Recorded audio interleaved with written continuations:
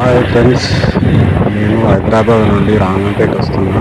వచ్చే దారిలో లారీ కట్టుకొట్టేసరికి నాకు, ఎందుకంటే కింద పడిపోయిన మేము ఇంకో ఇద్దరు బైక్ మీద వాళ్ళు వచ్చారు. వచ్చేటప్పుడు మాకు కట్టుకొట్టిన కింద పడ్డాము. మాకేం కాలేదు. మామూలుగా వేరే వాళ్ళకి మాత్రం బైక్ ఇద్దరు వచ్చినారు. వాళ్ళకి చిన్న మామూలుగా దెబ్బలు జరిగింది. ఫుల్ తాగి రోడ్ అంతా విప్పుకుంటూ వస్తుంది. ఇక్కడ ఏ బండిని ఓనేయకుండా అంత ఫుల్ డ్రింక్ చేసింది. ఏ బండిని ఓనిస్తలేదు.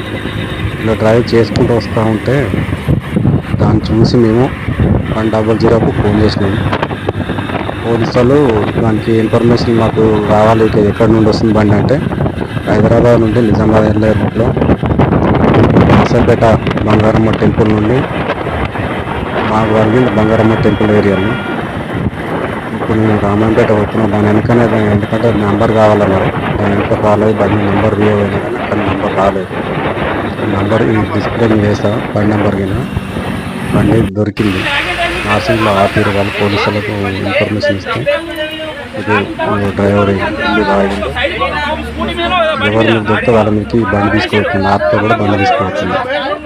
ఇలాంటి డ్రైవర్లను బట్టి ఓనర్లకు కూడా నష్టం జరుగుతుంది. కాబట్టి అలాంటి చాలా జాగ్రత్తలు డ్రైవర్లు ఓనర్లు చాలామంది తీసుకోవాలని కోరుకుంటున్నాను. ఎందుకంటే డ్రైవర్ కుటుంబం కూడా ఆధారపడి ఉంటారు కాబట్టి డ్రైవర్ మీద నా ఫ్యామిలీ అలాంటి తప్పులు చేయొద్దని కోరుకుంటున్నాను. ఎందుకంటే పోలీసులు వచ్చి వాళ్ళు ఆపిరు కాబట్టి ఎవరికి ఏం కాలేదు. అట్లే ముందుకు వెళ్తుంటే వీనికి నష్టం అవునా, ఓనర్కి నష్టం అవునా, ఇంకొకరికన్నా విద్యుత్ నష్టం అవునా. అప్పుడు మీ తారు వచ్చే వాళ్ళు కూడా, ఆ కారు వాళ్ళు కూడా హెల్ప్ చేశారు.